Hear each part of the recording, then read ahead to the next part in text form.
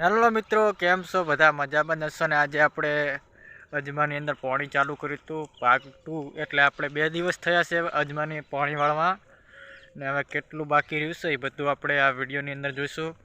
અત્યારે આપણે છૂટું મૂકીને આવતા રહેતા ઘરે ને આજે અલર આવ્યું હતું રાયડાનું, એટલે રાયડું કટાવતા હતા એટલે છૂટું મૂકીને આવતા એટલે આપણે ચેક કરવા જઈએ છીએ કે કેટલું બાકી રહી ગયું ને કેટલું પીધું છે.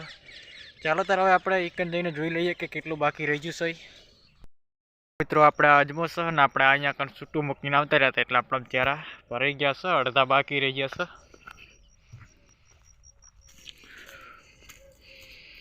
આજે બીજો દિવસ છે પાણી વાળવાનો અજમાની અંદર, એટલે આટલામાં છૂટું મૂકી દીધું હતું એટલે જુઓ બધું આટલામાં તૂટી ગયું છે. એટલે હલર આવ્યું હતું એટલે આપણે છૂટું મૂકીને આવતા રહ્યા હતા.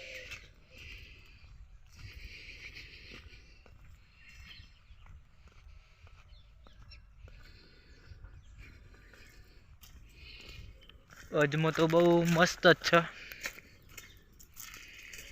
આટલામાં 4-5 ચારામાં આપણે કાપીને આવતા રહ્યા હતા.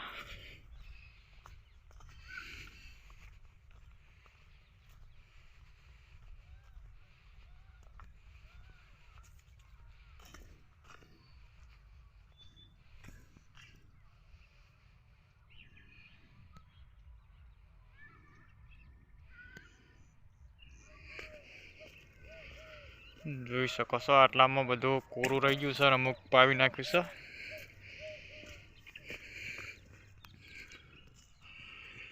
આ બાજુ પાયા વગરનો પાક બાકી છે. આપણે પાવડો અહીંયા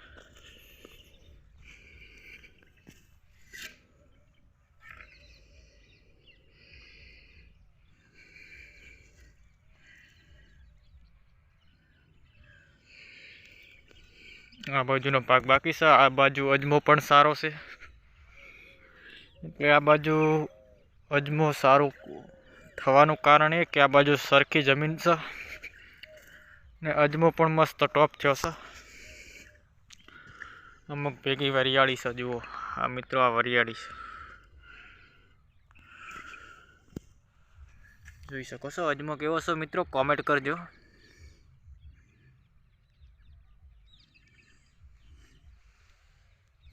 આખા ખેતરની અંદર આવો જ છે, પણ આ બાજુ થોડોક આસો છે.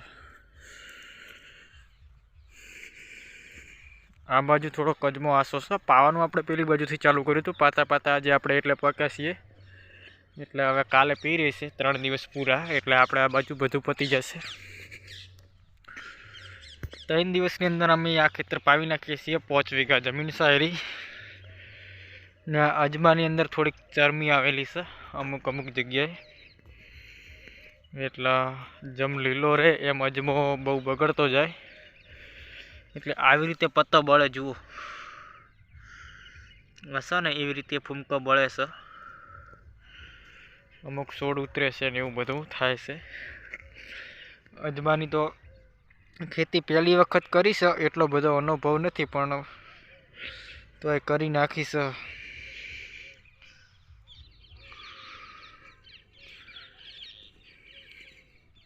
આ આખા અજમાની અંદર પાણી હવે વાળવાનું છે. આ બાજુના પાકની અંદર અજમો બહુ સારો છે ને આપણે રાયડો લેવરાવી દીધો આજે અલરનો, અને હવે 7 વીઘામાં બાકી રહી ગયો છે. એ 2 દિવસ પછી લેવરાવાનો છે, અલરમાં કઢાવવાનો છે.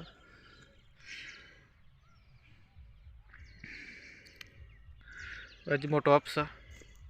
આમાં ખાતર નાખ્યું હતું બીજી વખત પાણી વાળ્યું તારે, ને પહેલી વખત કોઈ ખાતર નહીં નાખ્યું, એટલે એટલો બધો વિકાસ નહીં કરે અજમો.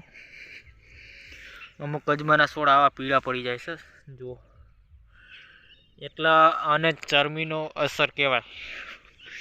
અમુક છોડ પીળા પડીને ઉતરી જાય છે ને અમુક બળી જાય છે. મેં તો જીરાની અંદર સાંભળ્યું હતું કે ચરમી આવે છે, આ તો અજમાની અંદર પણ ચરમી આવવા માંડી.